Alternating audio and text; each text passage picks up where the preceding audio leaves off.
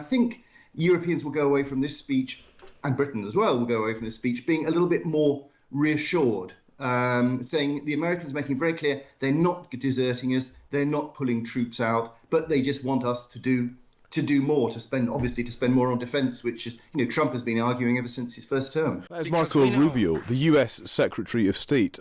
In fact, there is applause for Marco Rubio as he makes these comments, which are a slightly different, I would argue more affectionate tone, perhaps, between the US Secretary of State and European leaders who are gathered at the Munich Security Conference than we may be used to. He talks there about a seriousness and I knew I'd get this wrong, a reciprocal relationship between the US and European leaders. I can't say it. Reciprocal relationship, let's just stick with that. Also, he says, your future and ours, we are deeply connected, a profound sense of connection with Europe, which I think is notable, especially when we compare what the speech of J.D. Vance, the US Vice President last year, was really quite bombastic in contrast to what we're hearing this morning. Yeah, and it's interesting because he says if we disagree, it's because of a profound sense of concern about Europe. We want Europe to be strong. So instead of like J.D. Vance did last year of coming over and being quite critical and combative, actually Marco Rubio is taking a more friendly tone. Yeah, let's bring in Peter Conradi, who is Europe editor for the Sunday Times. Good morning, Peter.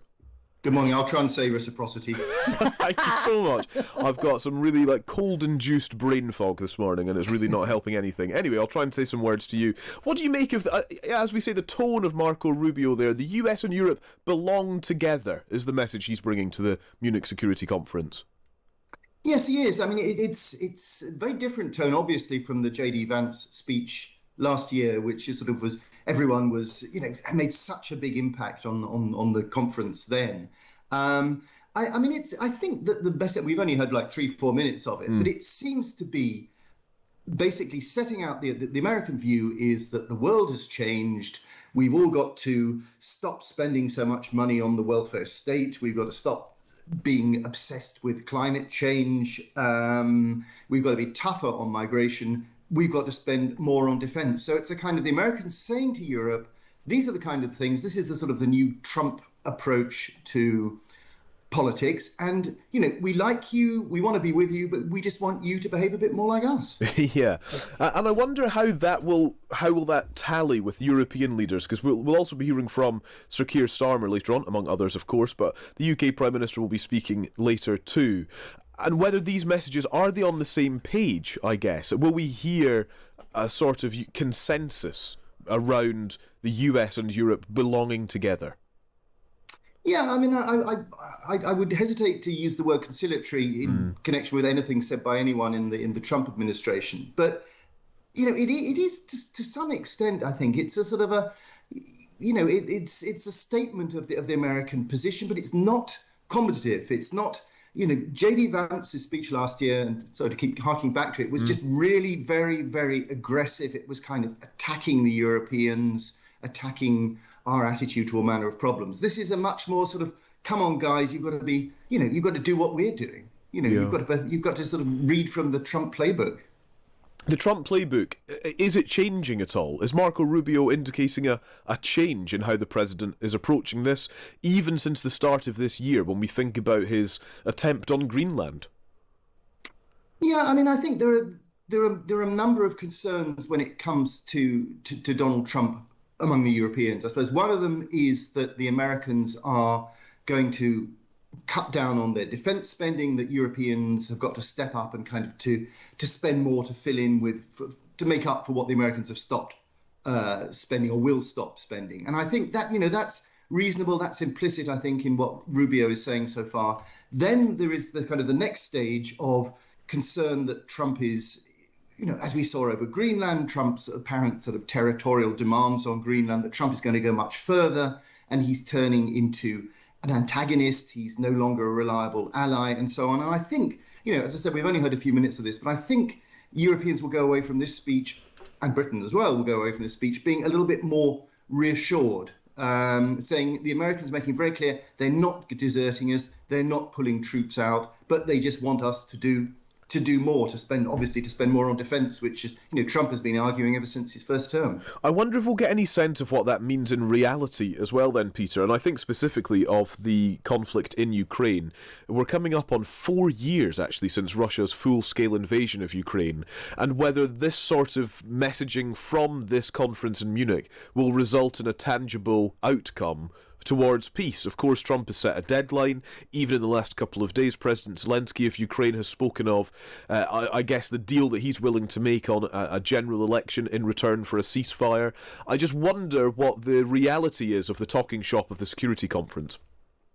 Yeah, I mean, it'll be interesting to see what Marco Rubio does say about Ukraine in his speech, which obviously we don't know yet. Maybe he said it already while we've been talking, because that's the real test, how the Americans handle that. And as you say, there is very, very strong pressure from Washington for the Ukrainians to do a deal. We seem to have two different deadlines, mid-May or June. I mean, the idea, I think, is Trump wants something decided before the American midterm election, so he can kind of add to his list of successes, in inverted commas.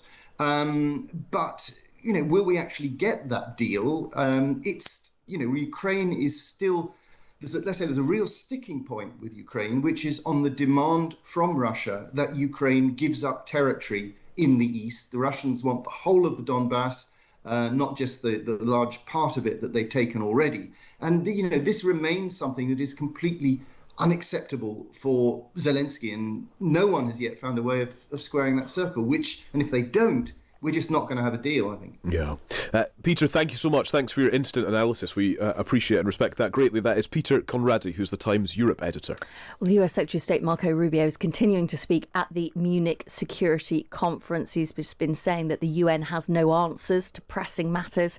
And he also says the fate of Europe will never be irrelevant to the national security of the United States, adding that the US and Europe belong together. Our team are keeping an ear across what Marco Rubio is saying, and we'll bring you the highlights here on Breakfast in the next few minutes. But let's get more reaction now from Lord Hutton, former Defence Secretary under Prime Minister Gordon Brown. Good morning to you. Good morning. Your reaction to the sort of tone, if nothing else, of Marco Rubio this morning? Well, I think the tone is a little easier on European ears than the tone that J.D. Vance said last year when he spoke at the Munich conference. I think the content of Marco Rubio's remarks are as equally challenging, however. But I think, as a former Secretary of State for Defence who also went to NATO and said to our NATO colleagues, look, you guys are going to have to spend more on defence than you're doing at the moment. I'm not troubled by that part of what the Secretary of State is saying today. I suppose really for most of us in Europe, our concern really rests around Article 5 of the NATO treaty, whether the Americans really are as one with us as Article 5 requires them to be. And certainly in that regard, I think the Secretary of State's comments have been really quite welcome. And I'm sure the European leaders at Munich will want to endorse what he's saying about Americans' commitment to Europe. But you can just look at what's happening in Ukraine and the discussions between the Americans, Ukrainians and Putin to understand why so many Europeans are nervous about the direction of US foreign policy at the moment. We've got an American president who basically seems to have taken sides with Putin. And for most of us in Europe, that's just incomprehensible. We don't understand why or how that on earth could have been allowed to happen. So what should the Prime Minister do? Bells still ringing, but certainly I think Marco Rubio's speech is probably going to be better received than J.D. Vance's. So what should the Prime Minister do? I think he's got to set the course. I think the UK government has set the right course for our security and defence policies. We've got to spend more. We've got to work more closely with our European allies. And we've got to really plan for a world where the primary burden of our defence is going to rest on our shoulders, not on the United States. That is a pretty huge change. I don't think we should catastrophize any of this. It's reassuring to hear the Secretary of State saying that America stands firmly with Europe. I think that's something we need to bank. But there's no getting away from the very simple truth that if we want to enjoy the security and the peace that we've had in the last 75 years, more and more of that responsibility we are going to have to shoulder. And that is going to have significant political consequences and economic consequences for this government and the government that comes after it. Yeah.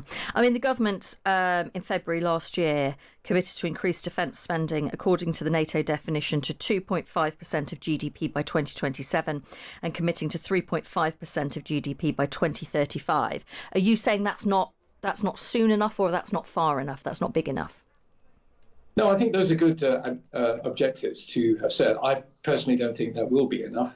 And I think the government's got to find a way of injecting a little bit more pace and urgency into its defence policies here in the UK. It's good that there are these additional resources that have been allocated, but they've got to be seen, and particularly when it comes to procurement, buying the new kit and equipment for the Army, the Navy and the Air Force. We've got to see a little bit more of that, I think, coming out and into the factories and into the workplaces that are going to build this new equipment.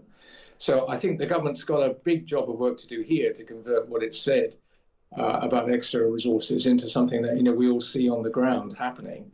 And, for example, the Defence Investment Plan, which the government said would be published before the end of last year, still hasn't surfaced. We don't really quite see or know yet where this extra money is going to go and how it's going to be spent. So all of this needs to be, I think, moved on pretty quickly if the very reassuring words the Prime Minister has been saying about defence actually get converted into something we can see on the ground. The Prime Minister is, of course, going to be talking about defence. It is the Munich Security Conference, after all. But he's also going to be making, we understand it, party political points, really, about Reform UK and the Green Party, talking about what he describes as a threat that they pose. He says both parties are soft on Russia and weak on NATO, and a vote for Reform UK or the Green Party risks war. Do you find it surprising that he would use this opportunity at a international security conference with 50 world leaders to make these kind of party political points? Well, I think they're legitimate points for him to make. That's his view of the Greens and Reform. I think when it comes to Reform, certainly they do like to cozy up to Putin. We've seen that repeatedly from the leader of Reform, that he has a lot of empathy and sympathy with Putin. He admires him. These are worrying things. And the Greens are certainly committed to removing the UK's nuclear deterrent, which is absolutely the bedrock of our defence and security policy. So I think these are fair comments for him to make, and I don't have a problem with that. I think if we is it the right place to do it, though? Well, I think that's his call. I don't know about that. I'm not sure I want to say whether it's the right or the wrong thing to do there. But I think in the context of a speech about security, I think these are fair points for him to make about his political opponents. Thank you for your time this morning. Thank you. That is John Hutton, Lord Hutton, former Defence Secretary under Prime Minister Gordon Brown.